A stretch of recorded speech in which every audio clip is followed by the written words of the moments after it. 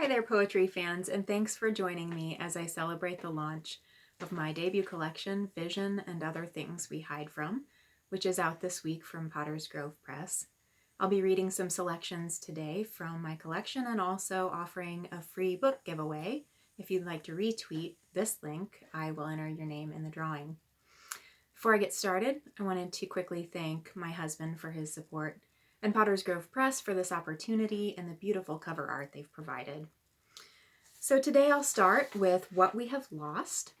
Hope you can settle in with your cup of coffee or your glass of wine and enjoy. What We Have Lost is a poem that I believe represents my work well. I tend to focus on self-awareness as a means to social awareness and how we can dig a little deeper as we observe the world around us to become better neighbors to one another. So this is What We Have Lost. We lost the war to robots. And no, this is not some dystopian poem. With the Industrial Revolution, we may have gained productivity and capitalist wealth. We trained a workforce that answers to the sounds of bells and chimes promptly, diligently, returning to factory workstations where loaves of bread are uniformly made and car parts are efficiently manufactured. But we lost the smell of homemade bread filling kitchens and teaching children to tinker with mechanics. Now, the factory jobs are gone too. The war was lost.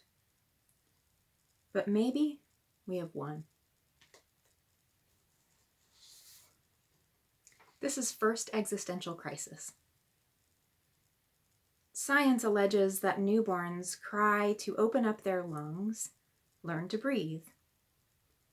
But don't we all know it's also because they've already glimpsed eternity, and now they've glimpsed the world?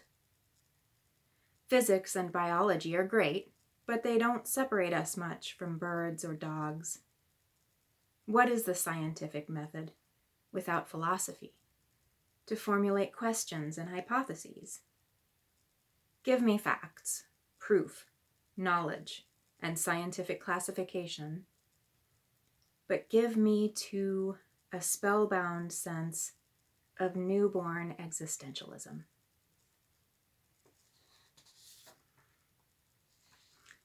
Springtime isn't always optimistic. Lush green of spring. Humming tree frogs have come early. Outside looks good. Inside, worry. An empty gas tank. Errands to run. Sweating from the already too hot sun. And they're raffling off an assault rifle at the bank.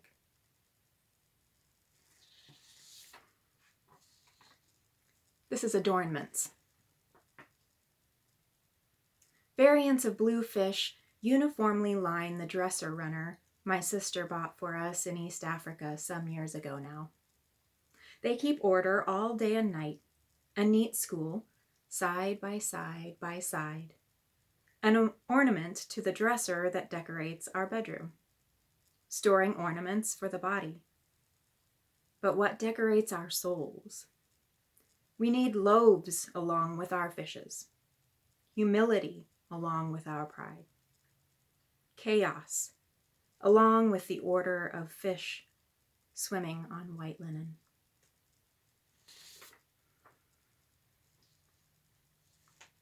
The language of trees. Confession number 1. I'm no good at drawing, but I always thought I was pretty good at trees. Don't tell them. They might whisper it to one another through their underground fungal tendrils, the ones the scientists call mycorrhizal networks. Then I would be embarrassed by my muse. Confession number 2.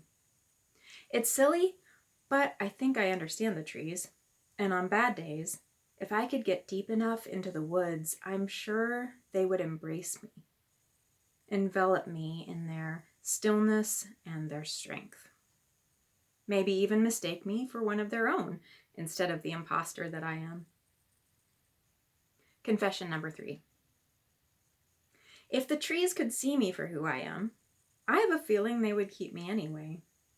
It's the way of trees, to listen first, then speak up for their neighbors in need.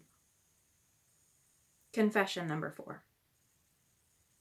It turns out I don't know yet the language of my muse, but they know mine.